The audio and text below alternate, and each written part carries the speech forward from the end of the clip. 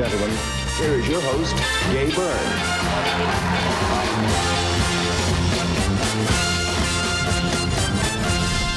My friends, I want to tell you that if our next guest, earlier on this year especially, if he had decided to run for the presidency, then Mary Robinson and Austin Curry and Brian Lenihan could have hung up their gloves straight away because they would have no chance. It would have been no contest straight away. We lived with them through the hysteria of the time, and he became the greatest man in Ireland without a shadow of doubt.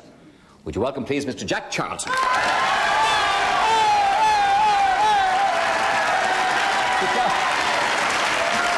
are you? Thank God.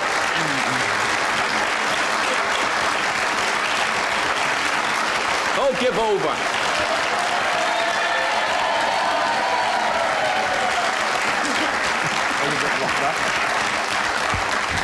I'm telling you, if you'd stood for president, you would have walked away with it, for God's sake. Not Straight at all, away. not at all. Not at all, not at all. I haven't got the accent for it. I think in your case, Jack, we're probably prepared to make allowances. Probably. Listen, before I go any further, will you tell them about meeting the Pope? I know I'm going to jump around in this interview a lot as things occur to me, but before I forget that one.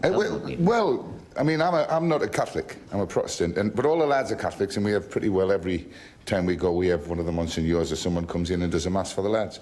And when we got to Rome, that was really the pinnacle that we're going to meet the Pope. And we had a great trip, went in to see him, and they took us through the big audience chamber. And as we went in, we got applauded all the way down. It was terrific. And then they sat us in some seats, and I was sort of at the front on the corner, and the Pope came in, and he was like 50 yards away on the dais up there. And he kept looking and going, and I thought he was waving at me. And I kept waving back. But Hello, Pope. Well, the hard part, I don't mean to be disrespectful in any way, was like we were there for something like 3 hours. And why? Well, because they have, if you've never been to the thing, you wouldn't understand it.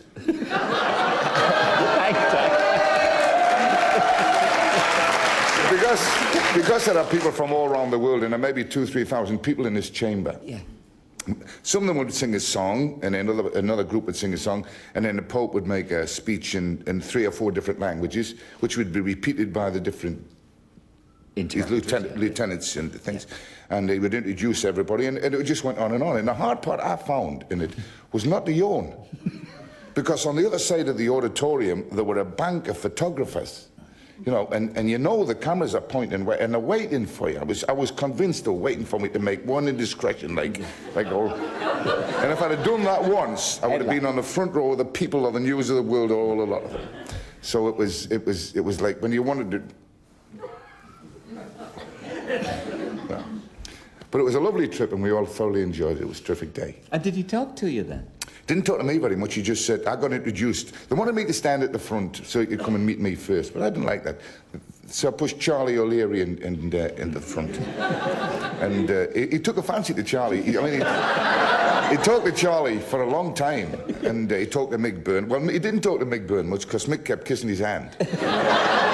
And Mick was more concerned with that than he was with talking to him. But Charlie, he's talking to Charlie. I said to Charlie afterwards, what did he say to you? He said, I was so overawed, I don't remember a word he said. But when I got introduced, they sort of came and pulled me out of the crowd and took me to the front and introduced me. And I just shook hands with them. He said, they said, this is Mr. Charlton, the coach. And he went, yes, the boss. And he shook hands, and then he knew who he was talking to, Jack. He knew. He knew who he was talking to, the boss. Do you think so? Oh, absolutely. Yes, absolutely. No, it was a lovely day, and I thoroughly enjoyed it, even though it meant... Well, I suppose it means a great deal to everybody just to be there in that atmosphere. It's tremendous. Not a bad little place either, is it? I mean, you know, good space to move around. Did you enjoy the World Cup, Jack? I have the impression you didn't, in fact. Well, I did. I enjoyed the games, and I enjoyed the atmosphere of the games, but the preparation is a bit... I mean, we flew into Izmir to play the Turkey first, and then went to Malta. And keeping control of 22 young lads and keep them happy during the day, and when they can't go in the pool and swim, they're there to prepare for games. They can't do what they want. You've got to know where they are all the time. And generally, you always had little moans about the food and about the board. So you arrange a game of golf, and then nobody turns up to go. They want to play cards, you know. And the boredom, filling in the day, becomes quite hard then. Yeah. And we used to disappear around about 10 o'clock at night, me and Morris and Charlie and a few of the lads, a few of the press lads. We used to go to the Labour Club. The Labour Club in Malta. It's a good place. And we went to the Labour Club because the drinks there were, I mean, you could get 11 drinks for £2. Hey. And then when we went to Italy, we were getting 2 drinks for 11 quid. But it was a little bit, it was repetitive. Yeah. It could not be anything but repetitive. We train, we work, we treat the players, we feed, we have a rest, and then when we got into Italy, then it was great. I mean, because then the press lads that were with us are a big worry, because they really are looking for some indiscretion within the group, and you cannot commit an indiscretion within the group.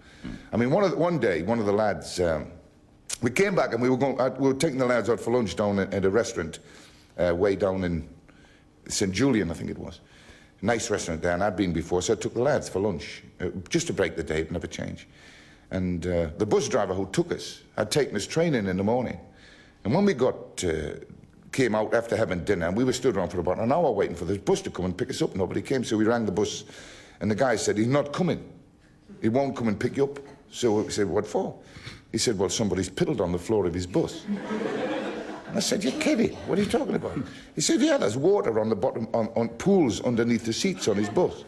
And I said, but that's the ice. You know, when the players have been training and have got a knock, you give them a bag of ice, and they put the bag of ice on whatever bruise they've got, and they've got to keep it there all the way back in the coach. And it melts and goes on the floor. He thought we'd been piddling on the floor. So I said, well, don't send him back, because we wouldn't have him again anyway. What about your memories of the fans? I know you've been full of praise for all of them. Oh, the fans were different class. I mean, the great pride we've taken since we came here is that the people of Ireland have behaved in a way that the English had not been behaving. We've got great respect. I bumped into a guy yesterday where was it? In Cork yesterday. He's got 2 Dutch lads over staying with him that he met during the World Cup. And just on holiday. Just come up, but they make friends like that, the Irish. They sing and they enjoyed it, and they never caused a moment's problem. I think during the whole of the European Championships, there was one lad killed, I think, fell in the lake, which was the sad part of it. The rest of the time, everything was great.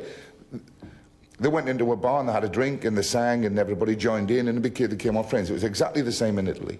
And not one arrest. I mean, to take that number of people to a foreign country and not have one arrest. Tell them about the Irish fans in the Pen. Oh, the Pen. No. Well, I only heard the story because apparently it was true. When the fans came in on the boat and they arrived and they got into, was it Sicily? Sicily first. They got into Sicily first. And they were locked up in a big compound. I mean, all the people off the boat, and they just left them in this big compound, roped in. Now, English fans, or any fans in the world, locked up in a hot day would have got annoyed. Not the Irish. They all banded together and just went, bah, bah.